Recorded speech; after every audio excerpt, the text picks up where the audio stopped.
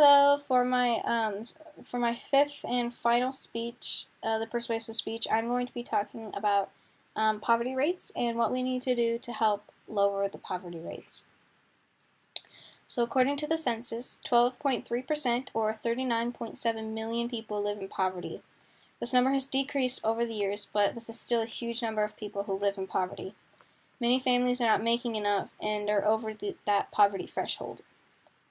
For example, if someone is an only child who is under 18 in a family, then the poverty threshold is nearly 17,000. Now that may seem like a lot, but when you add car, house, and insurance expenses, then there isn't much wiggle room for spending money on necessary things such as food and clothes.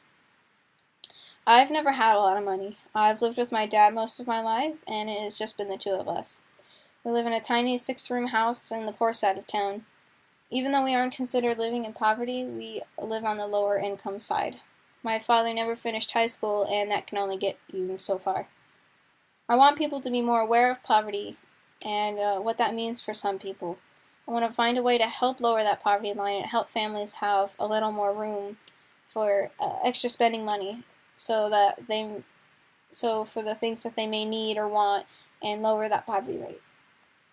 Poverty can be lowered if we figured out a way to raise wages or lower cost rates. Poverty can increase health risks, trap individuals, and weaken families, but we can find ways to lower the rate without spending so much money, even if it's a little bit at a time. So let's examine this problem. Some people believe that ending poverty is an unrealistic goal and that we should focus more on other important things. Some even think that it keeps the world more balanced and it's a good thing. It could cost the world billions to try to make sure everyone has enough money to get by and more. But there are many great ways to help reduce poverty other than spending money and trying to solve other issues along the way. According to Raising of America, if the minimum wage was raised to $10.10 an hour, 20% of the children would benefit. It isn't a lot, but it's a start. An issue that some solutions to lowering poverty rate is Medicaid. According to Talk Poverty, the Affordable Care Act has expanded its access to Medicaid, but 23 states refuse to expand their Medicaid coverage. This makes the struggle for families harder, such as if someone got sick. Poverty can also lead to many health risks. According to the GAO, some research says that health risks are related to limited access to health care. For example, some research has shown that increased availability of health insurance, such as Medicaid for low-income mothers, led to lower infant mortality rates. Poverty also leaves families broken and can cause children to be stuck in the poverty level. According to American Progression Action, families that live in poverty have higher stress levels. This can cause parents to argue and to drift apart, which ultimately leads to divorce. This can lead to poor parenting, poor education to the children, and this leaves the child in poverty, and this could possibly leave the child in poverty when they become adults. Only 6% of children who are in the bottom 5% become rich in the top 5%, while almost half remain in poverty when they become adults. Now that we know the issue, let's find a solution. Talk Poverty has 10 great solutions to help poverty. Here are a few steps we can take to help. We can expand Medicaid. This can free up limited income for extra spending money for other necessities that families may need, and of course help cover medical expenses if someone were to happen to someone in the family.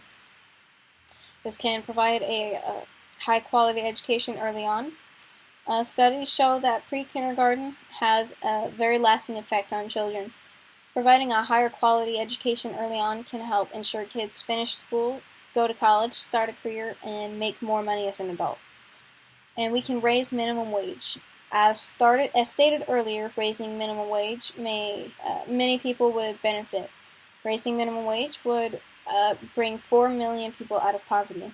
1 out of 5 children will see their parents get a raise, and this could encourage them to work harder, and that could bring that poverty level down even further. What are the advantages and disadvantages of following these steps?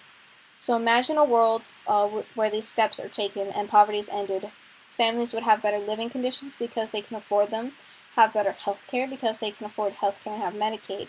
Kids would get better education and more likely to succeed, carrying on with schoolwork and staying out of poverty. Families would have less reasons to fight and draw apart, making divorce rates lower and leaving more families whole and happy. Everyone would live comfortably without living paycheck to paycheck, worrying about the next bill they have to pay. Now imagine that these steps aren't taken to lower poverty rates. Poverty is a cycle and it will continue. Poverty rates have risen and fallen throughout the years, but it would continue to do so when people would suffer trying to figure out how to pay their next bill. Families broken apart because of money and health reasons. Remember, above all else, these people are humans too. 40 million people live in poverty, and they're just like us. People need to be more aware of poverty and what that has meant for families.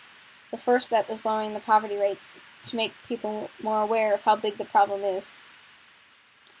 If people can't do much to help, then at least go to overcomingpoverty.org, that's overcomingpoverty.org, and sign the petition to help.